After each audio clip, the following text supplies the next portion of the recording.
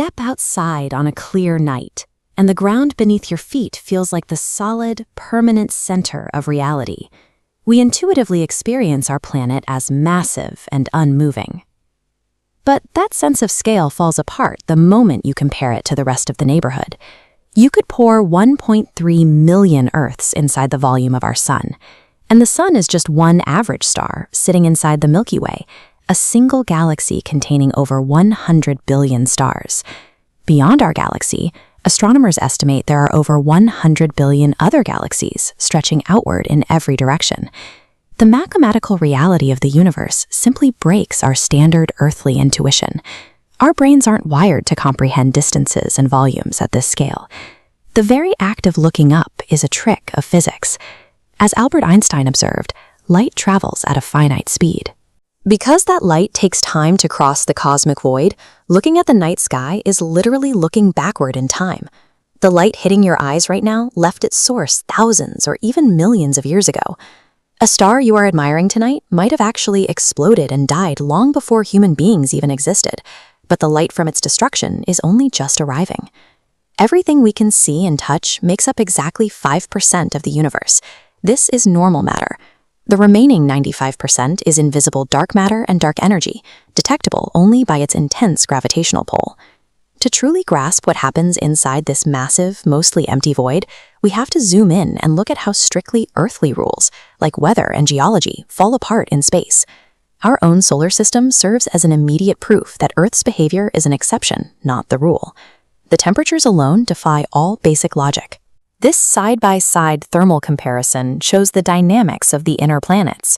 Mercury is right next to the Sun, yet Venus is significantly hotter. Venus is wrapped in a dense, suffocating layer of carbon dioxide that completely traps solar heat in an endless greenhouse effect. Moving further out, weather systems lose all earthly constraints. The gas giants host violent, never-ending storms, like Jupiter's Great Red Spot, a swirling vortex of high-pressure gas large enough to swallow multiple Earths whole. Planetary geology is equally extreme. The Olympus Mons volcano on Mars stands roughly 24 kilometers high. That makes it exactly 3 times the height of Mount Everest. And while Earth is famous for its flowing water, it isn't the only body with active rivers.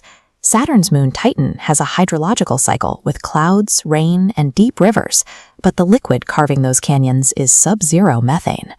Drifting through these strange worlds are ancient wanderers like Halley's Comet. Made of ice and dust, it slingshots past Earth on an orbit that takes 75 years to complete. What we consider normal, stable weather and geology on Earth are actually some of the rarest conditions in the solar system. Even the basic concept of weight and density changes drastically. Imagine, as a thought experiment, trying to drop the planets into a massive ocean of water. Despite being a colossal gas giant, Saturn's overall density is incredibly low. Because it is almost entirely composed of loosely packed gas, it would float on the water's surface like a beach ball. Contrast that lightness with exoplanets far beyond our system. 40 light-years away sits 55 Cancri e, a world subjected to such immense pressure and heat that its carbon-rich mass has been squeezed into solid diamond. The regions between these planets form a true vacuum. Since sound waves require a physical medium like air or water to travel, this total absence of matter makes the cosmos a place of absolute, deafening silence. That same lack of atmosphere creates a very specific hazard for spacecraft. Press 2 unheated metal pieces together in the vacuum of space, and they instantly fuse. On Earth, metals have a microscopic oxidation layer. In space, without this barrier, atoms don't realize they are separate objects, permanently merging their lattice structures. Stripped of the protective bubble we call an atmosphere, raw matter behaves in ways that are dangerously unpredictable. All of this presents a severe problem for human exploration. Our biology evolved exclusively for Earth's specific gravity, air pressure, and temperature. To survive out there, we built the International Space Station.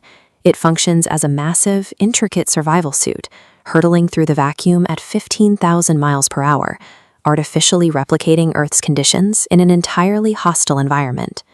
When humans finally looked down from that orbital height, it corrected a lot of earthly misconceptions.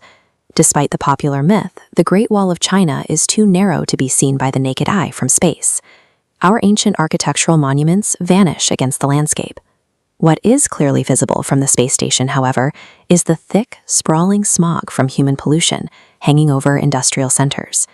Even as we build habitats floating in zero gravity, the view from the window is a constant reminder that we remain tightly tethered to the environmental consequences of our home planet.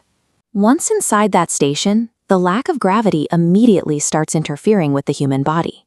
Without Earth's downward pull compressing the spine, an astronaut's vertebrae spread out, causing them to physically grow up to 2 inches taller during a mission. Bodily fluids also refuse to behave. If an astronaut cries, the tears simply do not fall.